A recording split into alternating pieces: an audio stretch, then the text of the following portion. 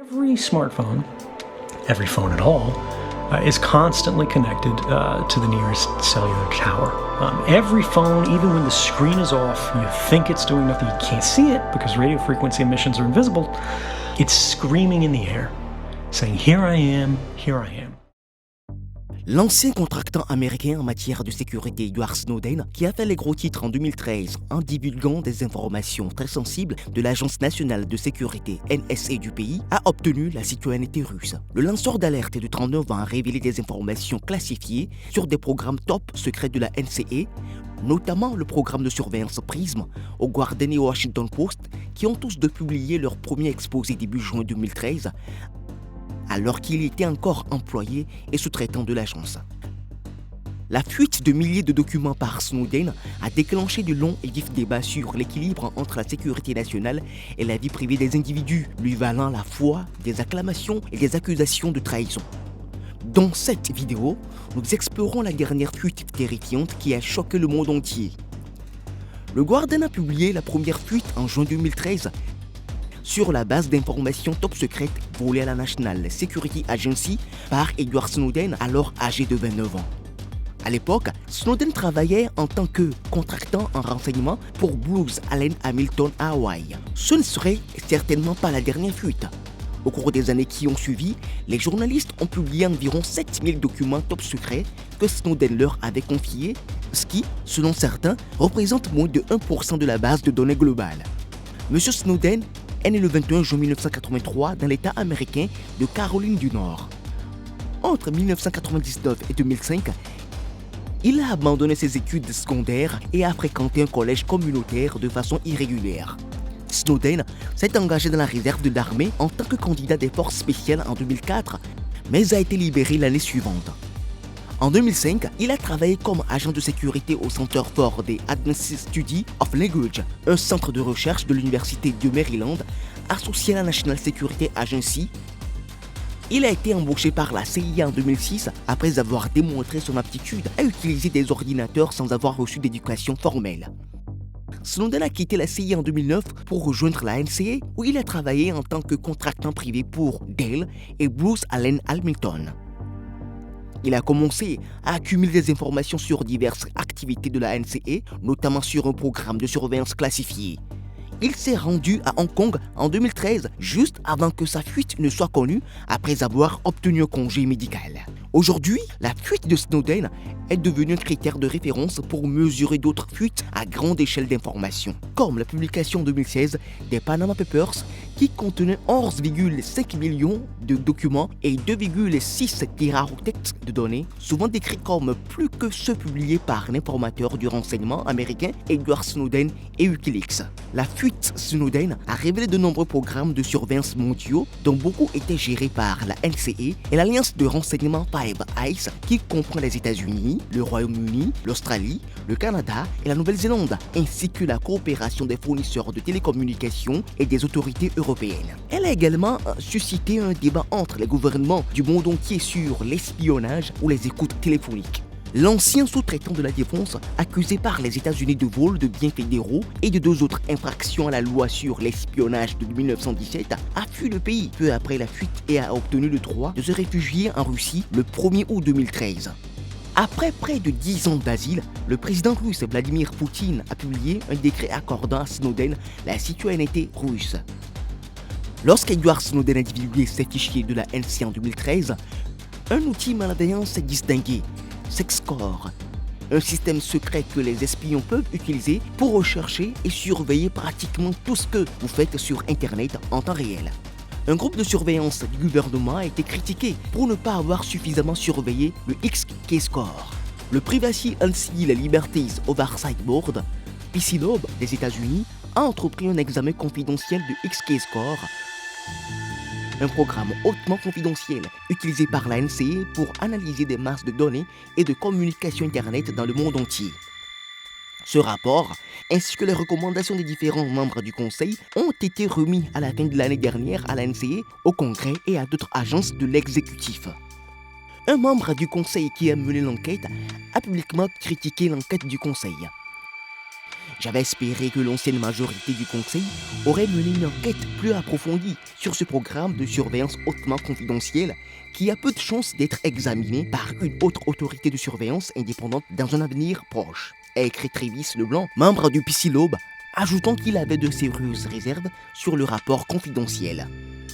Selon une présentation de 2008 obtenue par The Guardian, XKeyscore peut collecter des données à partir de tous ses serveurs mondiaux qui couvraient 156 à l'époque en une seule requête.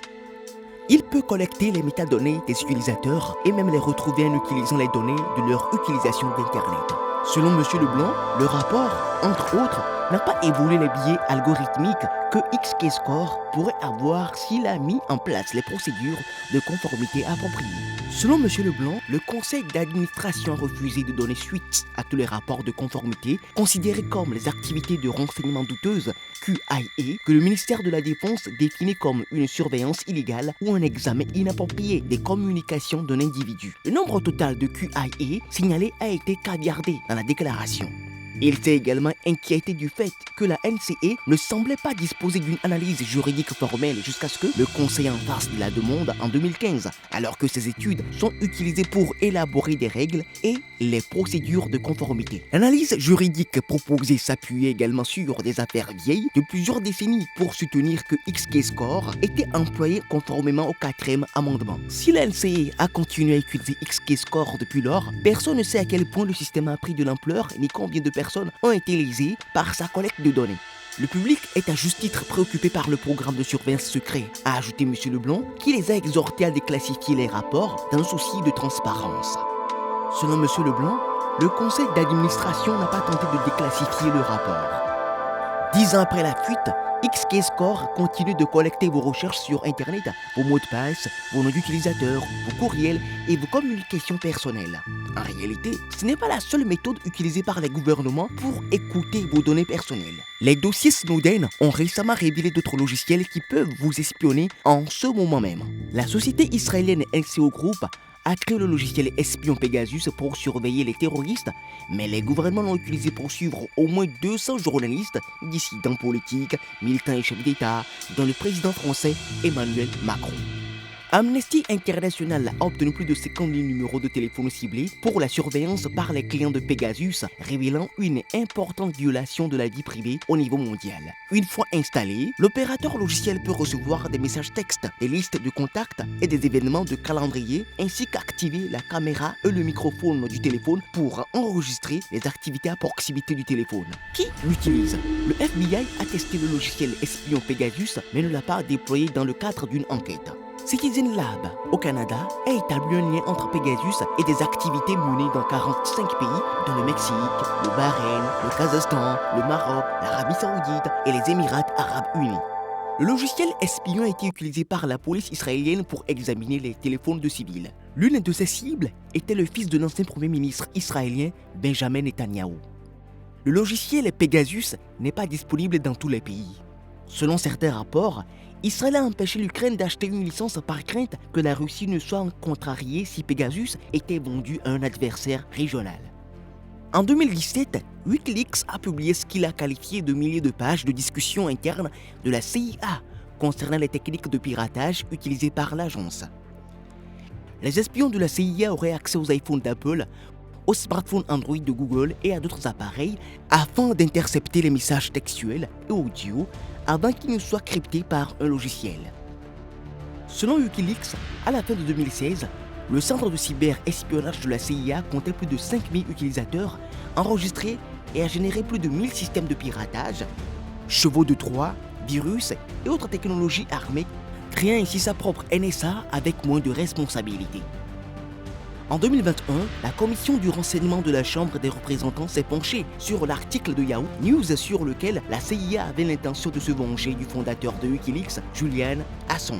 En outre, 2 membres de la commission du renseignement du Sénat américain ont déclaré que la CIA s'emparait de données en vrac afin que les espions puissent les parcourir. Si la collecte de données a lieu à l'étranger ou tombe dans un trou noir juridique, elle relève du décret 12333, ce qui implique qu'il y a peu de surveillance.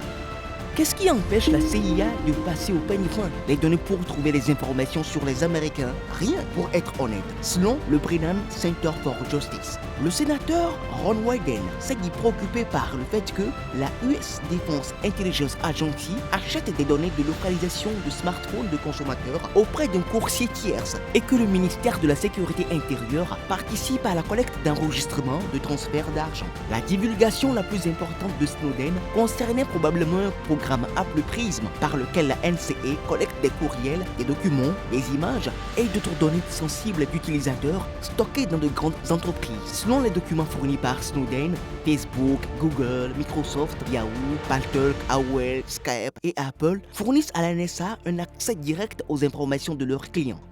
Dropbox, selon les dossiers, a également été inclus dans cette liste. PRISM est né des centres des programmes de surveillance intérieure du président George Walter Bush qui ont pris fin à la suite de litiges, de révélations des médias et d'une indignation publique massive. En raison des controverses précédentes, le Congrès des États-Unis a autorisé ce programme lorsqu'il a approuvé la loi Protect America en 2007. En outre, le FISA Amendment Act de 2008 a accordé une protection juridique aux sociétés privées qui collaboraient volontairement avec les agences de renseignement américaines. En 2007, Microsoft est devenu le premier partenaire de PRISM et la NSA a commencé à recueillir des volumes massifs de données à partir de ses serveurs. D'autres entreprises ont fini par se joindre à l'initiative. En 2008, le Congrès a autorisé le ministère de la Justice à contraindre une entreprise réfractaire à se conformer aux exigences du PRISM. Cela signifie que même les entreprises qui n'étaient pas disposées à participer volontairement au programme ont été contraintes de le faire par une décision de justice. La NSA a ainsi pu obtenir beaucoup plus d'informations. PRISM est rapidement devenu une source majeure de matières premières pour la NSA, représentant un rapport de renseignement sur 7. Paltalk, par exemple, est bien plus petite que les autres entreprises de la liste et pourtant, elle a produit les renseignements importants pendant le printemps arabe et la guerre civile qui se poursuit en Syrie. Lorsque la NSA ne parvient pas à craquer les algorithmes de cryptage, elle fait appel à l'équipe Tailored Access Operation, ou TAO. Cette équipe pirate des ordinateurs dans le monde entier et les infecte avec des logiciels malveillants afin d'accéder aux données stockées sur l'ordinateur. La NSA aurait recours à cette stratégie lorsqu'elle a besoin d'informations complètes sur une cible spécifique ou lorsqu'elle ne parvient pas à déchiffrer un code de cryptage. Il est évident que la NSA surveille en permanence votre activité. Le gouvernement sait tout ce que vous faites grâce aux grandes entreprises et aux politiciens. Même les informations auxquelles vous accédez, que vous enregistrez et que vous utilisez sont stockées dans les installations de la NSA, ce qui vous laisse peu ou pas de vie privée dans votre vie quotidienne. Faites-nous savoir ce que vous pensez de Snowden et de la NSA dans la section des commentaires.